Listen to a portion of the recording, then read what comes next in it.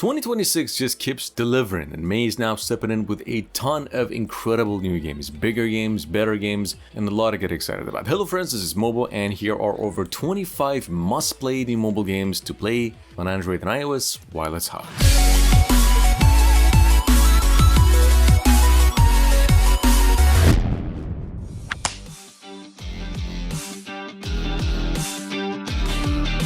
Kicking things off at number 1, we have obviously the one and only Everness to Everness. And this one's been building hype for quite a while now, finally out globally across pretty much every platform. And this isn't your usual open world game either. It's like normal city life got mixed with something slightly a bit off. Like you're walking around doing a thing, then suddenly some anomaly shows up and now reality is all acting weird. You're basically taking jobs, hunting down these things while still living in the city, like there's nothing wrong with it. It's got that anime charm, a pretty clean visual, lots of side stuff, and it really feels alive, but not in a safe way though. Like the world's holding barely together. Anyway, check it out, it's an online game of course, it's just over 20 gigabytes in total. RF Online next comes in pretty loud, like it already expects 1 million players crashing in the second service open. It's full-scale sci-fi war, factions, mechs, bosses the size of buildings, and PvP that doesn't even try to stay minimal. One side pushing, another side collapsing, mechs dropping like moving landmarks. Everything in this game just basically feels bigger than you, and that's kind of the point. You're not the hero here, you're just part of a machine, swinging roles, adapting mid-fight, trying to survive.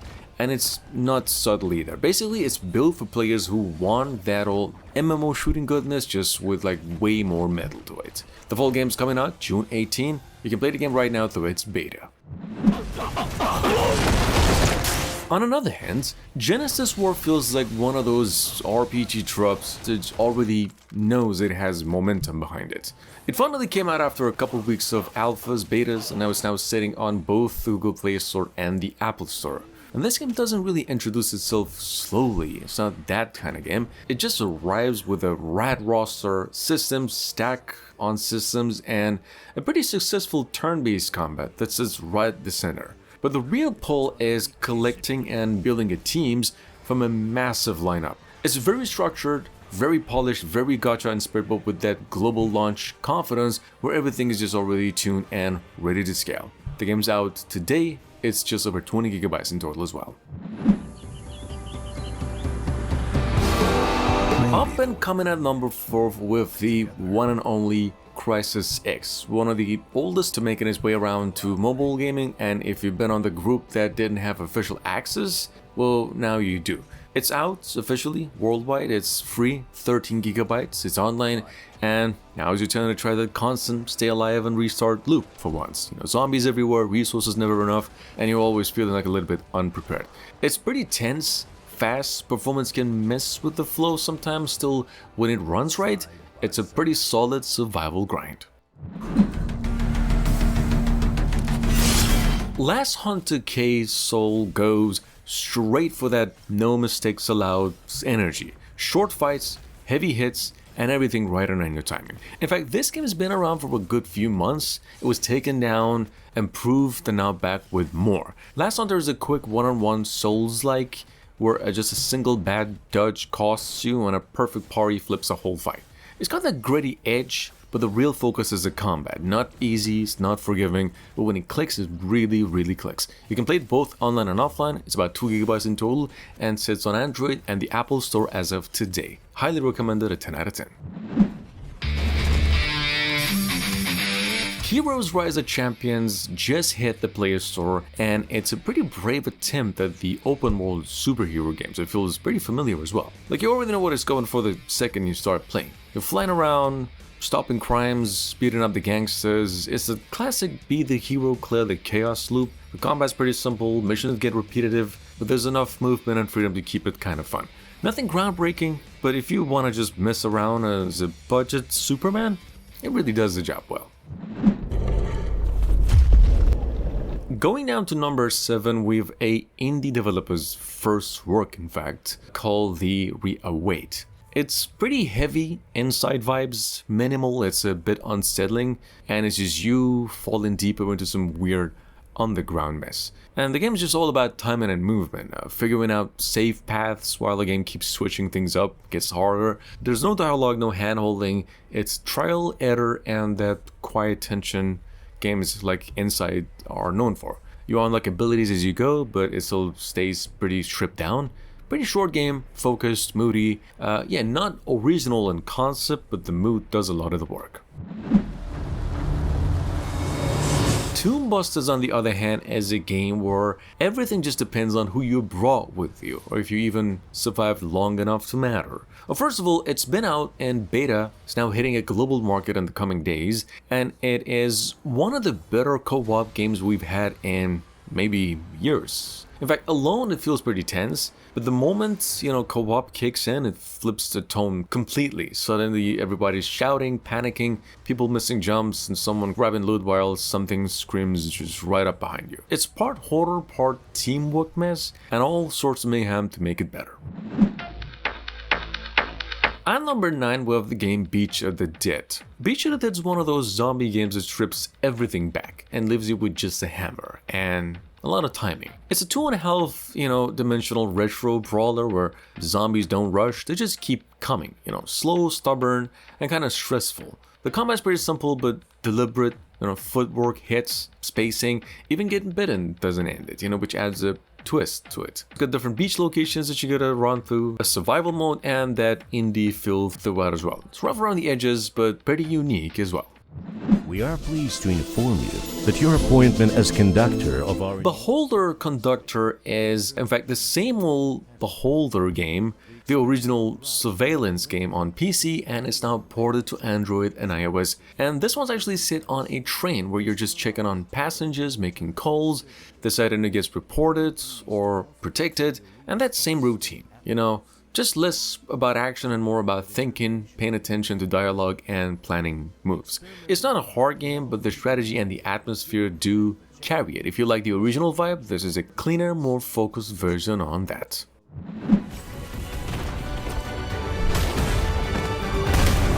Moving down to number 11, we've got over here something called All Firing. It's one of those anime RPGs that could just simply get lost in the crowd, but it's trying to do a few things to stand out.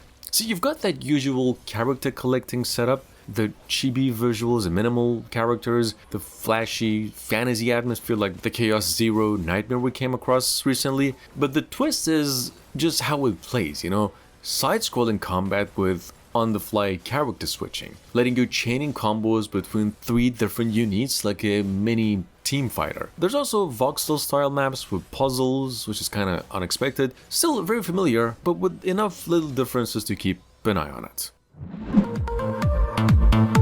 On another hand, at number 12, we have a Java X, and this one actually feels pure car freedom with no agenda. It's just you, an empty road, and whatever build you decide to mess with. Like one minute you're tweaking your body kits, wheel sizes, and next one you're sliding through desert highways like it's second nature. The game is less about winning anything and more about expressing through cars. Customization is pretty deep, paint, interiors, plates, lighting, suspension.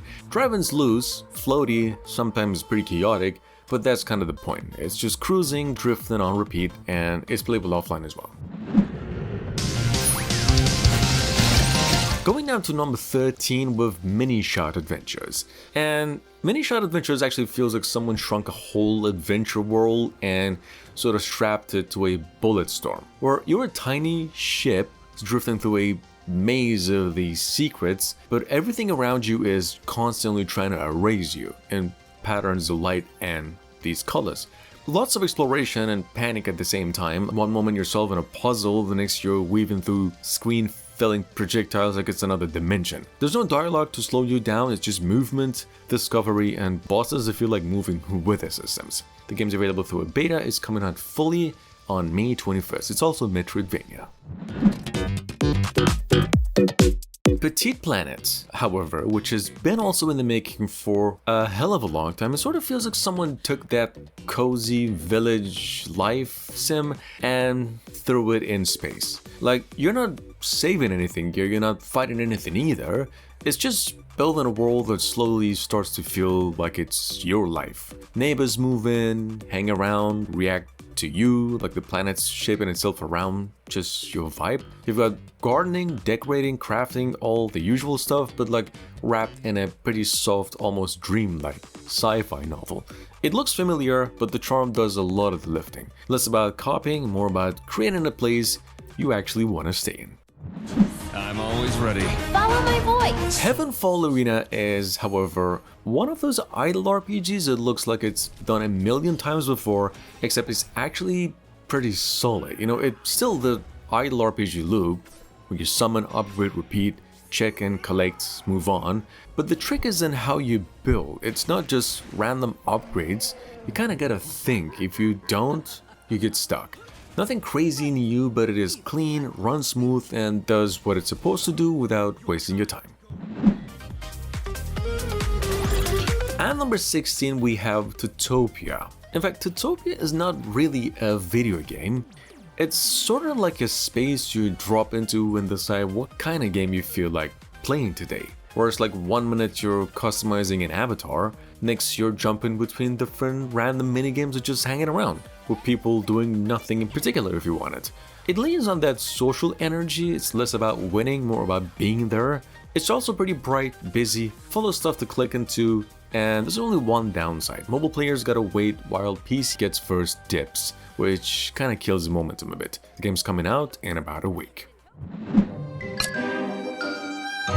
Coming in at number 17, we have another premium. It's a game called Witchcraft. And Witchcraft plays like a mind game with cards, choices, and that constant pressure where you might feel like you're about to mess everything up because you don't know it yet.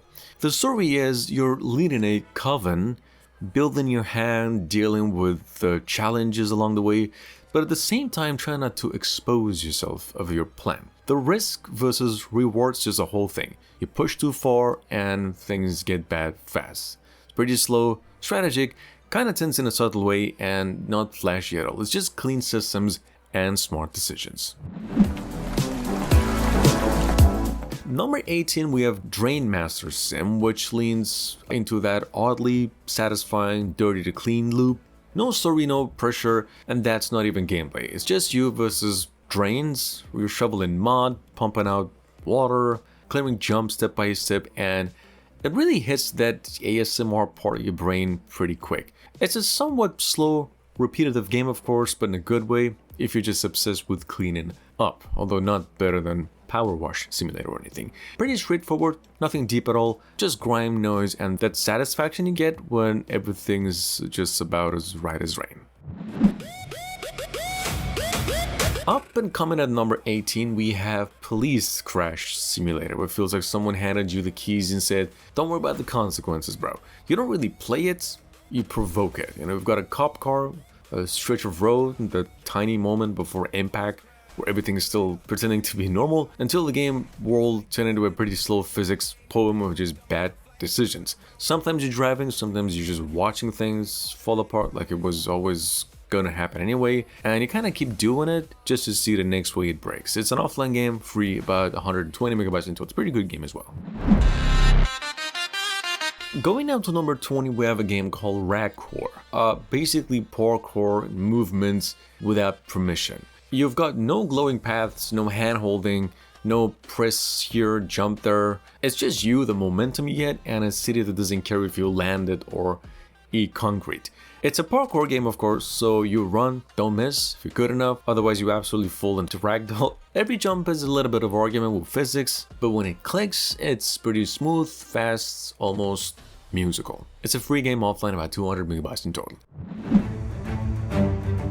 Animal Hero is, however, one of those games that don't really work on paper, probably, but as a mobile game it totally does. It's a post-apocalyptic MMO, except humans are gone, and now it's run by animals. And not in a goofy way either, more like a surprisingly legit RPG setup to go with, and what actually keeps it interesting is how much it blends together, really. You're building a base, managing resource, PvP, lots of fights, and underneath all of that, a real system as well. If you're into MMORPGs that aren't copy-paste sets, this actually hits. Ghost Slasher, on the other hand, is one of those 1 versus 1,000 slashing games. It's doing more than its promise, all in that calculated, addictive pace like a Dynasty Warriors on top-down format, like a roguelike. There's lots of enemies, lots of effects, and just some pure noise sometimes. Pretty simple game, one-handed controls, auto-ish in a way, but still enough roguelike skill combos to keep it from feeling brainless. Nothing deep, it's just fast, messy, and satisfying when everything just vanishes with this single hit. Cafe Revolution is one of those cafe sim games that looks simple on paper but ends up way more engaging than expected. You're running this whole coffee shop, like taking orders, brewing coffee, espressos, steaming milk, and stacking drinks back to back in a constant flow of tension and customers. Pretty fast game. Pretty legitimate management system, nothing too deep, but still satisfying when everything clicks. You get to unlock new recipes, you keep it moving, getting better, cleaner, smoother, and more profit. It's just a chill game, but also slightly a hectic coffee shop grind as well. Battle Fated number 24 sort of feels like a war decided in silence. No flash, no noise, just a grind. A bunch of units and every move carrying its own weight. That actually matters. You don't rush anything in this game, you think about them in turns, sort of like a chess. Place a unit wrong and it might never come back. Permadeath in fact makes every decision feel a little sharper and a little more final than it should be. Soldiers levels, some become veterans, some not, and the story also just keeps things moving forward like it's normal. It's not, however, a free game, it takes you $3.99. It's available also on the Google and the Apple Store as well. And last but not least, we have a game called Princess Endless Runner, which is just as straightforward as it sounds. Run, jump, collect coins, don't crash. It's that classic endless running loop but wrapped in a bright sort of like a Tomb Raider theme with different worlds and some simple controls that anyone can pick up fast. You get power-ups, boosts and stuff, and overall it's just a very familiar territory. Nothing new, nothing surprising, it's just a decent indie game you might want to try. Pretty casual running game that really does its job if you're in the mood for something rather casual and easy.